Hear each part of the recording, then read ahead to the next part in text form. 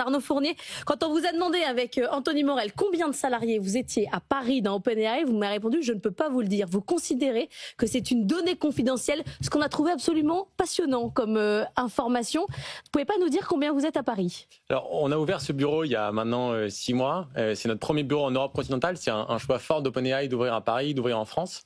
Ce qui est important, c'est qu'on recrute énormément. Et d'ailleurs, j'invite tous les téléspectateurs aujourd'hui à aller sur notre site internet, regarder tous les jobs qu'on a. On recrute des ingénieurs, on recrute des commerciaux, on recrute dans le marketing. Notre métier, c'est d'accompagner des clients, notamment Pigment, des grandes entreprises françaises, sur comprendre quels sont les cas d'usage de l'IA aujourd'hui. C'est une technologie qui est transformative. Je pense que tout le monde en a fait l'expérience en utilisant ChatGPT. Mais aujourd'hui, l'implication de cette technologie dans les entreprises et dans les métiers de demain, c'est ça le travail qu'on fait avec ces entreprises tous les jours. Ouais. Ce qui veut dire à quel point le sujet talent est important. Ouais. Ou alors vous êtes tout seul. Mais c'est... Je ne suis pas tout seul. On a posé la question à ChatGPT qui n'a pas non plus la réponse. Donc c'est cohérent en tout cas. Alors c'est intéressant parce qu'on parle de 25 ans de tech, donc on est un peu dans la rétrospective. Avec vous, on va plus être dans la prospective et dans l'étape d'après. On a cette course effrénée à l'intelligence artificielle. Il n'y a pas une semaine sans qu'il n'y ait pas une annonce, soit d'OpenAI, soit de Gemini, soit de Google, d'Anthropic, sur on a l'IA la plus forte, la plus puissante, la plus incroyable, la plus intelligente. C'est quoi l'étape d'après en termes de tendance? On parle beaucoup d'IA agentique en ce moment. L'idée que l'IA va pas seulement répondre à des questions, mais va faire des choses dans la vie pour nous. Où est-ce que se positionne OpenAI par rapport à ces agents IA? Si on se remet un peu dans le contexte, l'IA générative, c'est quelque chose que les gens ont découvert il y a 2 ans et demi avec l'arrivée de ChatGPT. C'est une technologie qui est très nouvelle, qui vous permet d'interagir avec un outil qui va vous répondre à vos questions de manière native, avec qui vous allez pouvoir débattre, discuter. Et finalement, ça, c'est cette technologie qui sous-tend ce nouveau paradigme qu'on découvre, qui s'appelle l'IA agentique. Et donc là, on n'est plus seulement dans la réponse à vos questions, mais on est dans l'automatisation de vos tâches. Et pour ça, vous allez donner à l'IA un workflow, une orchestration de ce que vous allez réaliser, et vous allez donner des outils auxquels vous voulez que cette IA accède, et vous allez pouvoir regarder ces tâches être automatisées. C'est vraiment un changement de paradigme majeur. Elle peut faire quoi? C'est quoi quand on dit faire des tâches? Si on regarde 2 types de choses qu'on fait. D'abord, dans ChatGPT, aujourd'hui, on rend ces outils accessibles. On peut penser à Codex, qui est notre premier agent code. Aujourd'hui, les développeurs peuvent déléguer leurs tâches à Codex.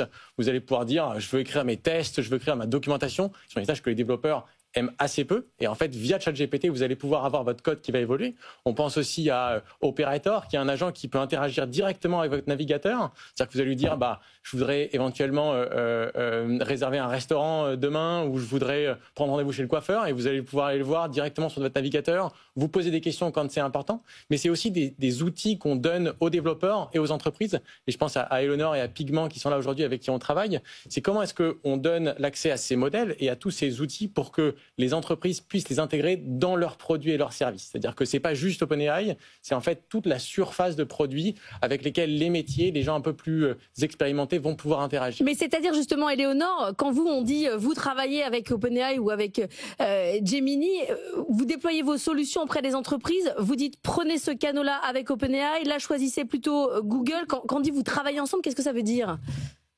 Alors, en fait, ça veut dire que les entreprises qui travaillent chez nous peuvent choisir de travailler avec OpenAI, avec les LLM de OpenAI, pour utiliser nos agents qui sont en fait vraiment créés avec la technologie OpenAI. Mais en réalité, vous allez interagir directement avec nos agents.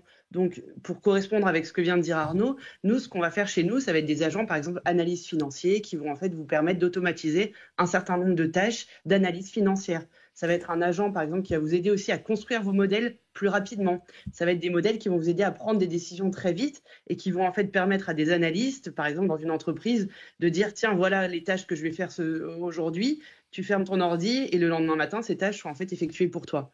Donc, c'est vraiment dans la même logique, sauf que nous, en fait, on va créer des agents spécialisés pour ce qu'on fait, c'est-à-dire la planification d'entreprise et la prise de décision stratégique. Et ça, Eleonore, ça fonctionne réellement dans les entreprises parce qu'il y a quand même ce chiffre, il y a des chiffres qui diffèrent un petit peu, mais où en gros, on dit qu'il y a 70 à 85% des projets IA qui sont mis en place dans les entreprises qui échouent, ce qui est énorme. Enfin, voilà. Et donc, en gros, il y a des proof of concept, il y a des choses qui sont testées. On dit, l'IA, c'est génial, ça va vous changer la vie, ça va augmenter votre productivité, et au final ça fonctionne pas. Est-ce que c'est quelque chose que vous constatez? Alors je dirais qu'il faut distinguer 2 choses. Première chose, l'innovation, elle est très vite. L'adoption en entreprise va toujours prendre plus longtemps. J'étais avec le fondateur d'Anthropic la semaine dernière qui disait que c'est ça toujours le paradigme. C'est que évidemment, En entreprise, pourquoi ça prend plus longtemps? Parce qu'on a besoin de réfléchir d'un point de vue juridique à si c'est une bonne chose de le faire ou pas. On a besoin de réfléchir d'un point de vue sécuritaire aussi, si on est prêt à accepter ces technologies. Et aujourd'hui, ce sont ça les principaux freins. Maintenant, quand on parle à des utilisateurs, je peux vous le dire, parce que je suis en ce moment même à Londres, à notre Customer Advisory Board, qui est en fait notre board où nous avons tous nos clients. Et finalement, tous nos clients adorent ce qu'on a fait, l'utilisent et veulent l'utiliser. Je dirais qu'aujourd'hui, le plus gros frein, c'est celui-là, c'est la réflexion d'un point de vue juridique et sécurité pour être sûr que les entreprises prennent les bonnes décisions et nous, on les aide évidemment et on les accompagne là-dessus.